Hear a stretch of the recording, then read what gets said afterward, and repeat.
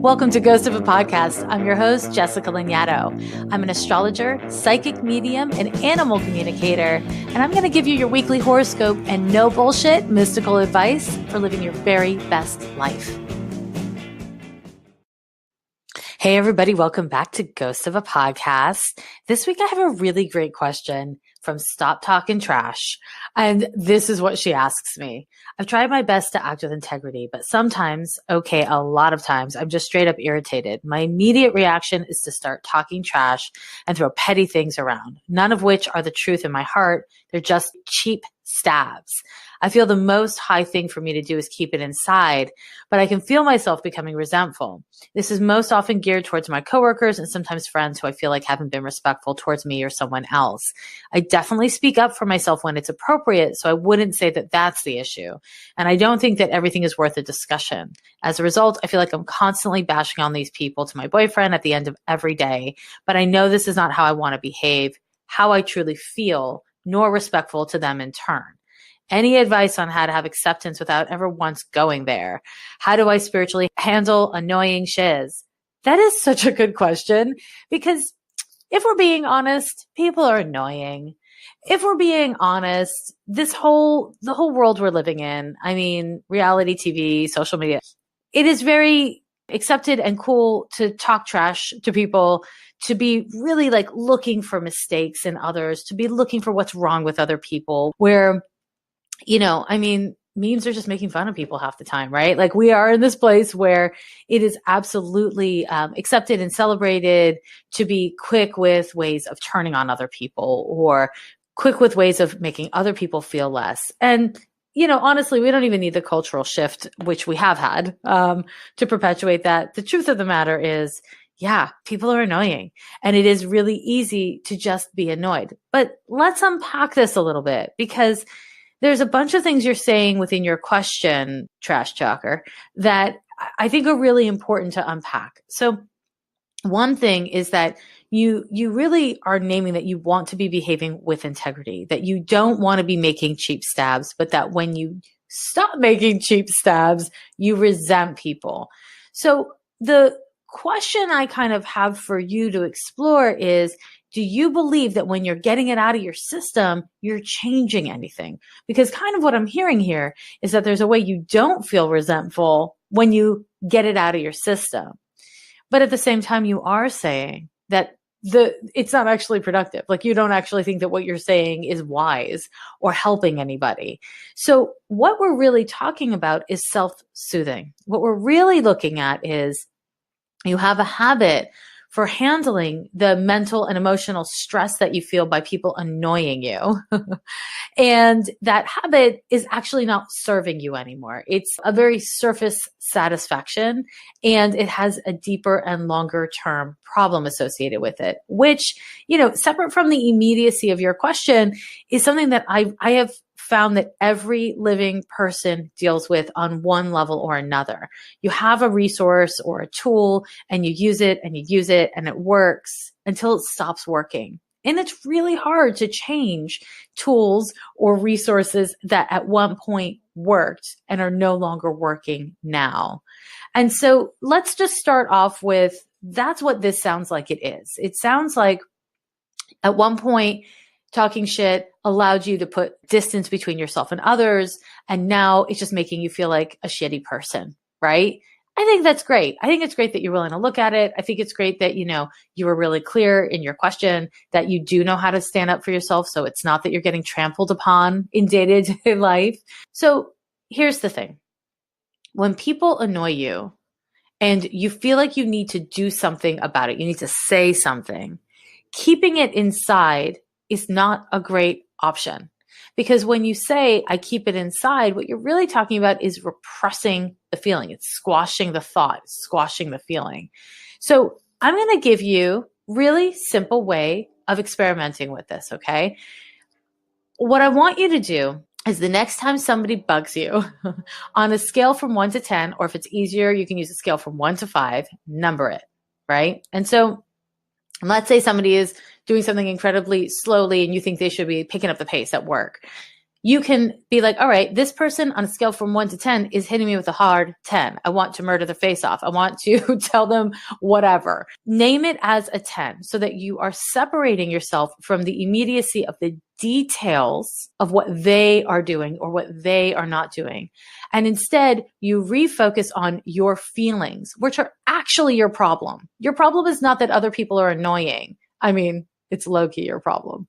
Your real problem is how you feel and then how you take care of those feelings so that you can both not be annoyed all the live long day and also not be, a critical, mean person. That's such a good goal. So you're going to number it. And when you number it, this will do two things. One, it will allow you to track how you feel. And two, it will put a little bit of distance between the story of what the person is doing and how they're annoying and your feelings, your thoughts, your needs. So you're going to number it. And let's say in this instance, a person is a 10. They are a 10 and they're bugging the shit out of you. Okay, that's cool. So then what you're going to do is you're going to ask yourself if you can, first of all, breathe. And when I say breathe, I mean actually breathe, like in through your nose, out through your mouth, breathe. And try to count off your breaths. So let's say you decide you're going to do like whatever number they are on a scale from 1 to 10, you're going to multiply it times 3. You're just going to take 30 breaths. You're just going to not focus on your thoughts, not follow your thoughts, not repress your feelings, but just locate within your body. And through that process, again, you're buying yourself a little bit of time. You're calming your central nervous system, because a lot of times when people get annoying to us, what we do is we stop breathing. We start chasing our thoughts or just trying to like shut it all down, and we disassociate from the physical body. And when you do that, it's easy to stop taking full breaths. It's easy to stop actually being present. And that has its own physiological result, right? So you're going to start breathing. Let's say it was a 10, you're going to breathe 30 times. This is not a terribly time-consuming activity, right? So you can do it anywhere and it's free. That's right, it's free. So then after that, if you're still feeling annoyed, which if you're like me, you will be, because I'm a really irritable person sometimes, just ask yourself, okay, am I still at a 10? What's the number? And if the number's down a little bit, you have won a jackpot. Maybe it's still a highly annoyed jackpot, but being able to self-soothe is really what we're talking about here, right? If the number's the same, that's okay too. And then if you have time, as a habit, bullet point. You can say it out loud in your head, like think the thoughts really clearly in your head. You can write notes in your phone if your life supports you in doing that in this moment. And really just fixate on what is it that is annoying me about this person? What is it that this person is doing that is bothering me, right? Just name it, objectify it. And then try to breathe through, am I able to let this go? Is this something I need to deal with? Is this my problem? Is this somebody else's problem? Start to just really own what you're feeling and the force of your own emotion, because that is yours. Now, that's one part of my advice. There's another part of your question, which is really important, which is you come home, you talk crap to your boyfriend, and then it makes you feel bad. And I'm guessing he doesn't love it. That's my guess. You didn't say that, but I think it's pretty easy to guess that. So here's my exercise for you. When you come home and you want to talk shit about the people in your day or your friends, give yourself a timeline. You're allowed to do 20 minutes. If you want to be a petty jerk for 20 minutes, do your worst.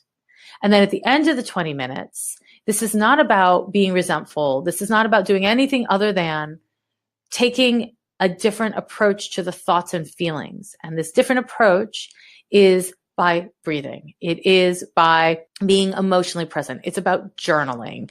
It's about basically treating this as an emotional crisis and not a situational crisis.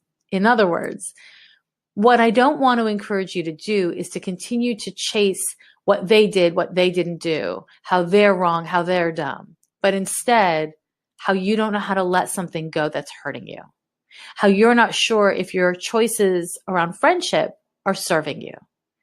You are not in charge of anyone but you. You don't get to do that. That's not what any of this is about. And so being able to flip your attention instead of on what others are doing onto yourself, then you can gain greater control and authority and agency over how you feel and how you manage those feelings. The point is not to not be annoyed by people. People are annoying. You get to be annoyed by people. You don't have to like everything everyone does. You don't have to like everyone that you come in contact with. That's not necessary.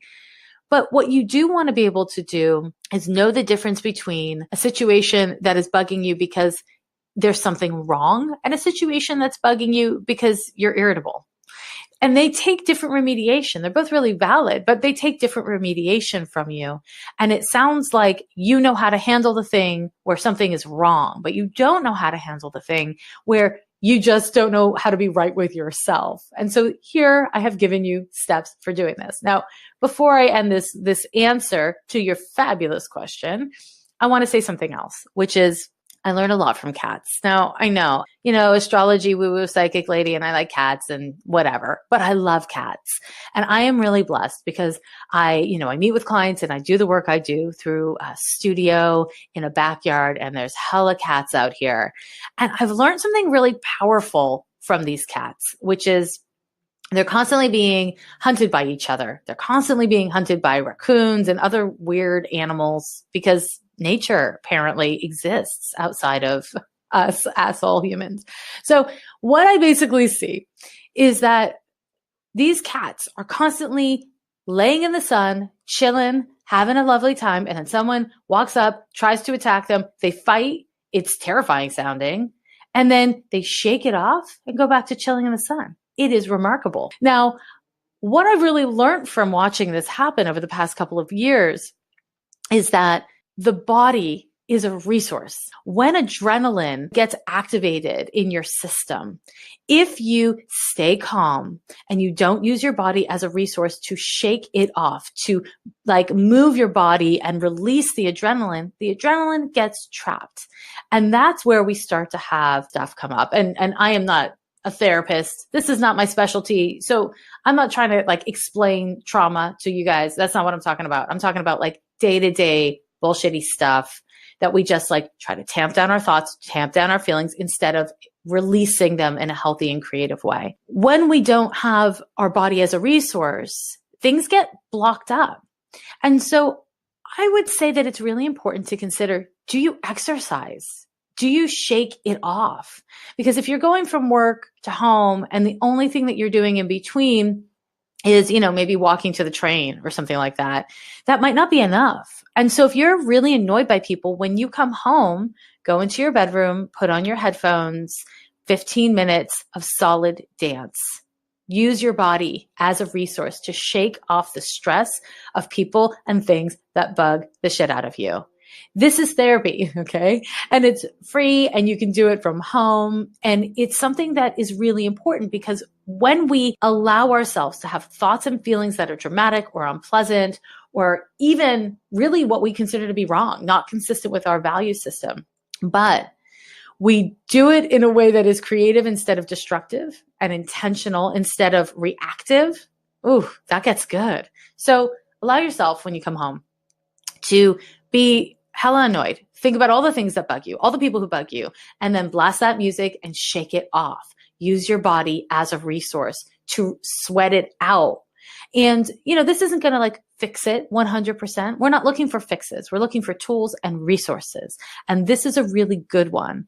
If you have mobility impairment issues and you can't dance, there's got to be something else that you can do to use your body as a resource. And if it's not your body, your voice is part of your body. Try to use your voice. Singing really loud in the shower or something like that can work. Finding a way of releasing emotion without being attached to the content of that emotion is a really good resource when you're dealing with emotions that are disproportionate to the situation that you're dealing with. Right? Right. All right, my friends. I want to thank you so much for tuning in for your advice corner. And you can send your questions to me on my website on the Ghost of a Podcast page. And, keep it brief. The shorter the question, the easier it is for me to get it on the episode. And if you've got the desire to be on Ghost of a Podcast with me, please do leave your phone number. Please do leave a voice memo or an audio recording question. All right, my friends, sending you love. Hey, everybody. Welcome back to Ghost of a Podcast Astrology Corner. Okay, so this week I'm going to look at September 9th through the 16th of 2018. There's so much going on astrologically that I'm just going to kind of get into it because, Lord, it's just a lot. And I guess before I do get into it, let's be honest. Let me actually talk about something that I didn't talk about last time that I think is incredibly important, which is Saturn. Saturn is this planet of responsibility and time and obligation. It is the planet that governs hierarchies and government and patriarchy and capitalism. It's all these kind of big, heavy-handed structures that we have in society. And Saturn is currently in the sign of Capricorn, and that is its organic placement. That's where it likes to be, and that's not necessarily good or bad for us as a society and a whole, but it certainly isn't chill. How about that? It has very little chill, and Saturn has been moving retrograde, which means appearing to move backwards for the last several months since April 2017. And it just went direct last week. What this basically means is that we have been in a state of needing to really look within and look at how we have related to the structures of our life, how we have related to our needs on a material plane, how we have connected to the larger system. So that's not the community in like a socially conscious way per se. It's the community in more of a reality-based way. It's like the community of humans that you share your neighborhood with, or your city with, or your state or your country, etc. It's a sense of responsibility that Saturn brings. And we've been needing to really look at our individual participation in that. And I think we've seen that in social and cultural shifts, and certainly through social media. But on a more personal level, you have been probably in your own unique and individual way, really looking at how you've put your life together and how it is or isn't working for you. Now, that doesn't mean you've come up with answers. It doesn't mean that you've made any changes, but that theme has been running through your life, the real pragmatic ways in which you are living and whether or not it is serving your larger goals. Hopefully, you have even been questioning your larger goals. That's what you're supposed to be doing. I put supposed to in quotes. You can't see me right now, but I did it. I put it in little finger quotes. Duly noted, my friends, duly noted. So anyways, there's been this shift and now Saturn is moving forward. It is marching along. This can mean that you will feel a greater sense of potential right now, a sense of like, okay, I can actualize and move forward with my goals. I can make things happen. And there may in fact be a sense of kind of maybe a greater sense of moving forward. That sounds great the way I said it, but here's the reality. If you have half-baked plans, if you have plans that are not self-appropriate, if you have not been relating to your actions and reality in a realistic way, then you might start moving forward with plans that aren't fantastic for you. So that's something for you to really consider. This is a great moment this particular week, and I'll tell you why in a moment, to really review and reassess what you've been working on and towards since last spring. Now, at the same time, I think it's worth noting that we in the US, and certainly I think globally, are going through a lot. And we are going through a lot in our relationship towards power and how it is or isn't shared, and governments and their rule over their people and whether it does or doesn't serve the needs of the people. This is kind of something that is happening across boards. I mean, arguably, it's always happening. It's not new. It's not unique to this moment. And I will say that when Saturn is in Capricorn, what we tend to have, and Saturn is in each individual sign for a couple few years, every approximately 29 years. So we can look back about 29 years ago and then about 60 years ago. You get the math. When this occurs, when this happens, what is really important to be able to do is to look at how you are participating in the larger system, whether or not you are actively insisting on your voice being heard, or you're just grumbling about it in the background. Because here's the thing, those with power will fight and work to maintain their power. And this can be a time of reorganization of power. But that requires participation. Saturn is all about the reality principle. It's about doing things IRL. It's not about thinking about things or complaining about things on social media. No, sir, it is not. It is instead about getting involved in pragmatic and material ways and trying to create systemic change, step by step, by painstaking step. When we are going through Saturn stuff, we don't always see results. We have to do the labor. This is sowing the seeds time. So I want to encourage you to do just that, to look at how you're participating in the larger world around you and whether or not it accurately reflects what it is that you want to see happening in the larger world around you. AKA, get off your butt and do a damn thing. Get involved, do a damn thing. That's my Saturn talk. So to your horoscope.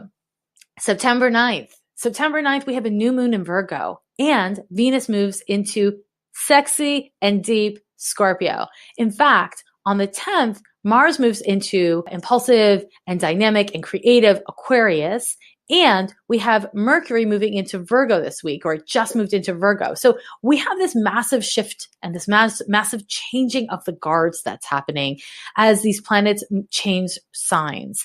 And, you might really notice it depending on your birth chart. You might not really notice it, but let me tell you what you should notice is that there is a shift. There is a kind of a fertility as the energy changes in the world around you.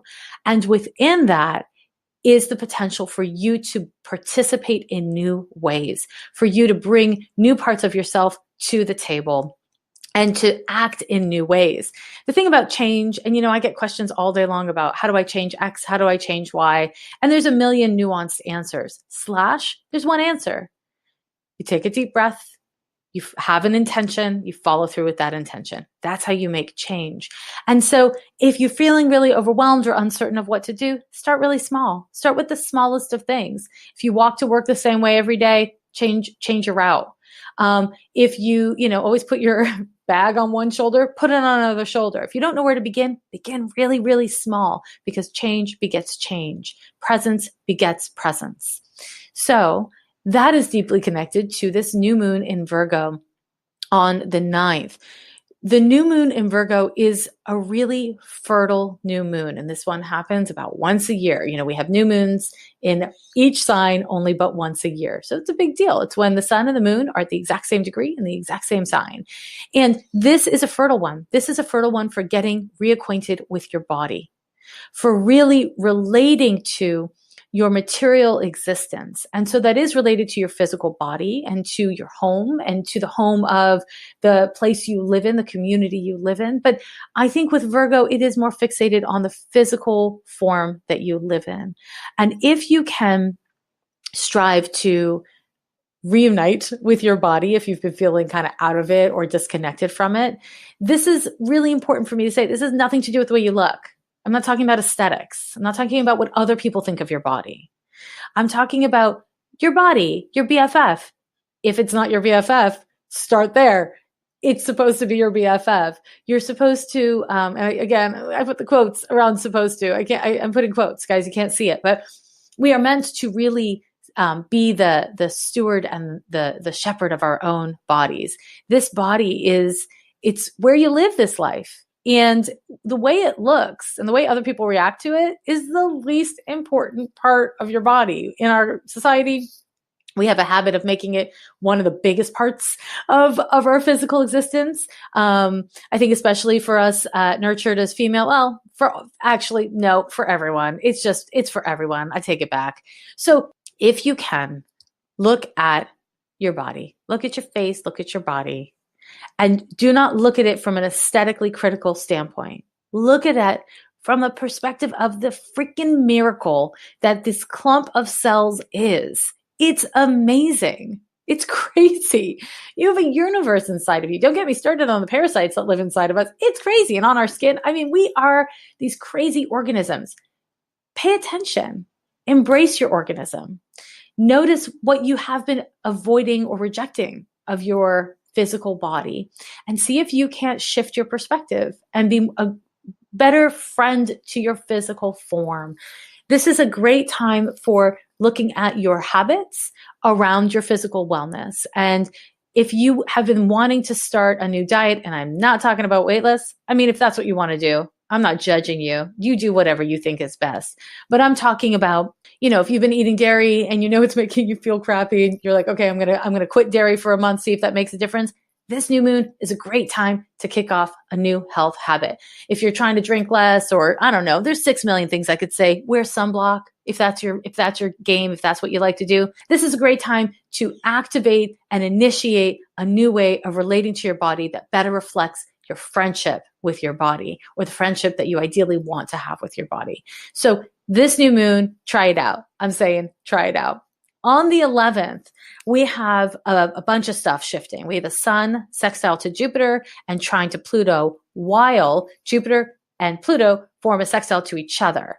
This is, again, so fertile. These planets are all making really lovely aspects to each other, which basically means their energy is going to be able to work in concert. This means that you are capable at this time of creating reform in your life.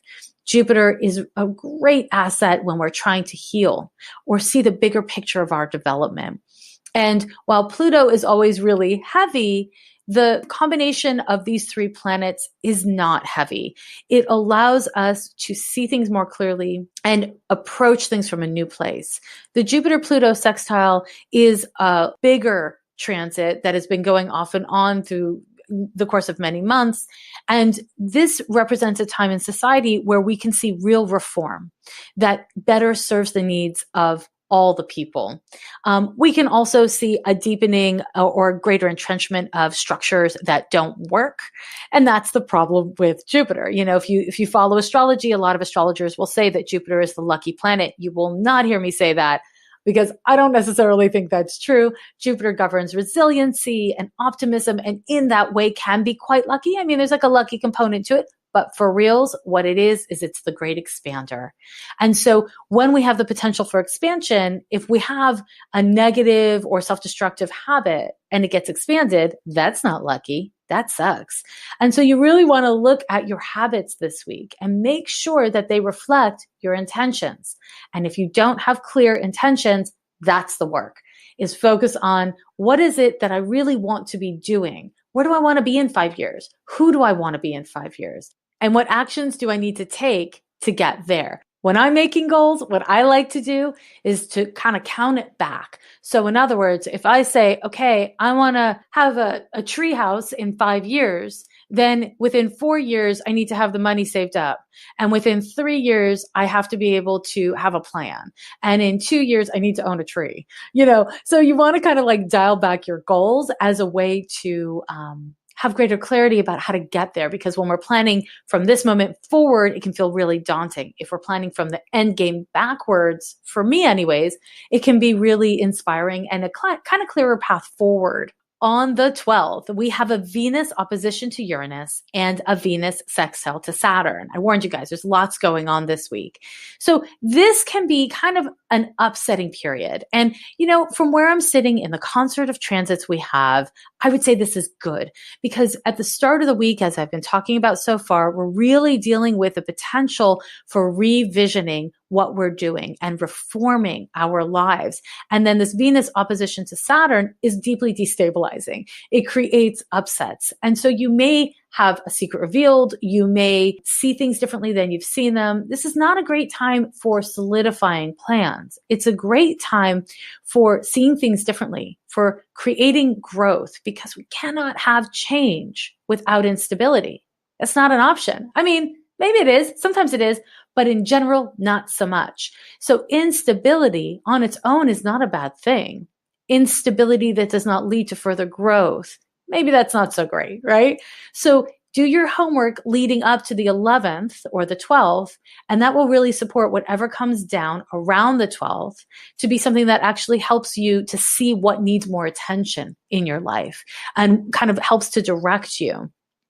On the 13th, we have a Mercury opposition to Neptune. Now, this is just messy. Mercury is your thoughts, it's communication, and Neptune scrambles things. It's uncertain, it's fog. And so at this time, the kind of destabilization that we're seeing on the 12th may be really confusing. It may be demoralizing. So take a nap. It's okay. This is not the greatest day to figure things out on a cognitive level. So don't plan to do that around this time. Not a great day to sign contracts if you can avoid it. If you have to sign a contract, triple check the thing. Triple check the thing. If you have questions, ask. This transit can coincide with exhaustion, demoralization, or anxiety. So support yourself around those things. Don't freak out. It's not bad news. It's just another chance for you to engage with those themes consciously, if you can. And if you can't, become aware, self-aware, that you don't have those skills accrued and start accruing them. Okay. Finally, on the 15th and 16th, we have Mercury trine to Pluto and sextile to Jupiter, respectively. And this, thank you so much, universe, is really fortifying right after that Mercury opposition to Neptune. So you're going to be able to figure things out. You're going to be able to say what needs to be said. These are great dates actually for signing contracts and furthering your interests. But it's all about timing, right? And that's the cool thing about astrology. It kind of gives us a heads up about the energy that's going to be flowing through our lives. So not the specific details always, but the energy. And if you can work with the energy, then you can actually have a much easier time of life. And so around the 11th through the 14th, I wouldn't expect for things to be super stable, but on either side of those dates, man, this is such a great time for getting real with yourself about your life and about the world. And in general, this is a fantastic time for participating in the world around you. And that's what I want to encourage you to do. I will say, I know it's a spiritual podcast, but I really believe, and if you read my work, then you know I talk about this all the time. I really believe that in order to be really embodying one's spirituality, we have to participate politically and socially in the world around us. And we don't all have to do everything. That's crazy. That's not possible. You can't do everything. Nobody can. But we all do need to do a little something. That is really important. To be a spiritual person means to embody your spiritual values. And if your spiritual values are only about yourself, I want to encourage you to really question that. And instead look at, what do I feel called to do? How do I feel called to help? Because there are so many ways that this world needs help right now. And if each and every one of us participates in our little way, things will shift, they will change, and it will be powerful. But it does take all of us caring enough to do a thing. And if you're having a lot of anxiety about the world around you, and you're feeling freaked out about politics, or you're freaked out about the environment, or any number of crazy ass things that are happening in the world, action is the antidote. Find an action that you can take. You can take actions from your phone. You can do things that are not necessarily like getting out in the streets or becoming a politician. Go out and do a thing. Do a thing that reflects your care instead of your anxiety. And that does help. It doesn't cure a thing, but man, it helps. And it helps you, and it helps the thing you're stressing out about. Okay. All right. Hey, thanks for listening. Really appreciate it. My hope is that you use astrology as a tool for living better, and that your spirituality is something that you have a sense of love and care for, and that you trust that this is a process. And this process sometimes feels like shit and sometimes feels amazing, but it's all a process. So don't get too attached to where you're at right now. Stay on the path. Bye, loves.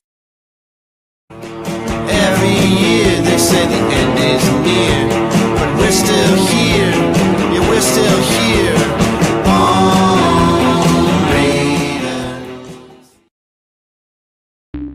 The podcast you just heard was published with Anchor.